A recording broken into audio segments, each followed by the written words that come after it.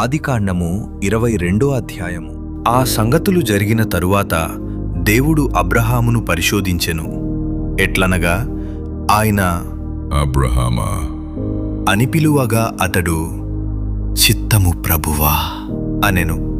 అప్పుడాయన నీకు ఒక్కడయున్న నీ కుమారుని అనగా నీవు ప్రేమించు ఇస్సాకును తీసుకొని మోరియా దేశమునకు వెళ్ళి అక్కడ నేను నీతో చెప్పబోవు పర్వతములలో ఒకదాని మీద దహన బలిగా అతని నర్పించుము అని చెప్పెను.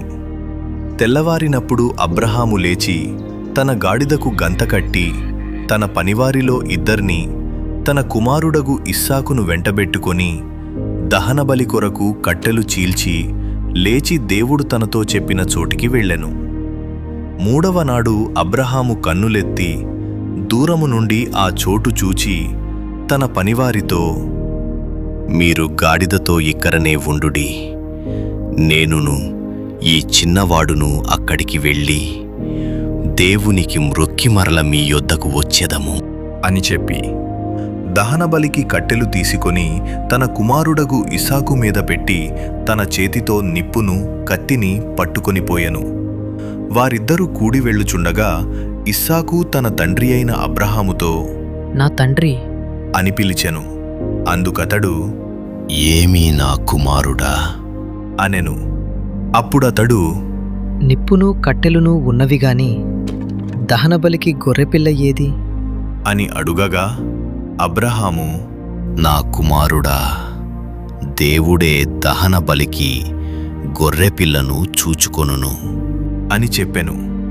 అలాగూ వారిద్దరూ కూడి వెళ్ళి దేవుడు అతనితో చెప్పిన చోటికి వచ్చినప్పుడు అబ్రహాము అక్కడ బలిపీఠమును కట్టి కట్టెలు చక్కగా పేర్చి తన కుమారుడగు ఇస్సాకును బంధించి ఆ పీఠముపైనున్న కట్టెల మీద ఉంచెను. అప్పుడు అబ్రహాము తన కుమారుని వధించుటకు తన చెయ్యి చాపి కత్తి పట్టుకొనగా యెహోవా దూత పరలోకము నుండి, అబ్రహామా, అబ్రహామా అని అతని పిలిచెను. అందుకతడు, చిత్తము ప్రభువా అనెను. అప్పుడు ఆయన, ఆ చిన్నవాని మీద చెయ్యి వేయకుము, అతని నేమియూ చెయ్యకుము.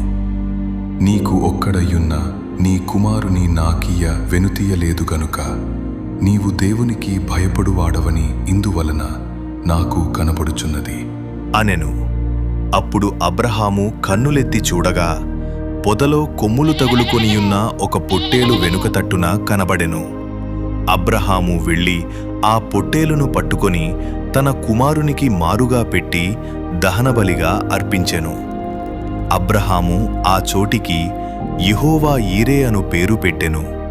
అందుచేత యెహోవా పర్వతము మీద చూచుకొనును అని నేటి వరకు చెప్పబడును.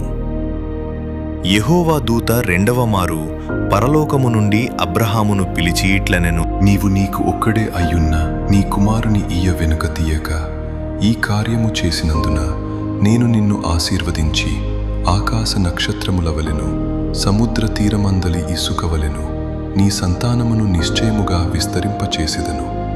నీ సంతతివారు తమ శత్రువుల గవిని స్వాధీనపరచుకొందురు. మరియు నీవు నా మాట వినినందున భూలోకములోని జనములన్నీయు నీ సంతానము వలన ఆశీర్వదించబడును. నా తోడని ప్రమాణము చేసియున్నాను అని యెహోవా సెలవిచ్చెను అనెను. తరువాత అబ్రహాము తన పనివారి యొద్దకు తిరిగిరాగా వారు లేచి అందరును కలిసి బెయేర్షెబాకు వెళ్ళిరి. అబ్రహాము బెయేర్షెబాలో నివసించెను.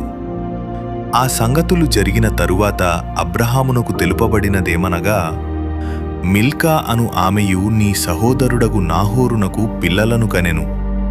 వారు ఎవరెవరనగా, అతని జ్యేష్ఠ కుమారుడైన ఊజు, ఇతని తమ్ముడైన బూజు, అరాము తండ్రి అయిన కెమూయేలు, కెసెదు, హజో, పిల్దాషు, ఇద్లాపు, బెతూయేలు. బెతూయేలు రిబ్కాను కనెను. ఆ 8 మందిని మిల్కా అబ్రహాము సహోదరుడగు నాహోరునకు కనెను. మరియు రయూమా అను అతని ఉపపత్నియు తెబహును, గహమును, తహషును మయకాను కనెను.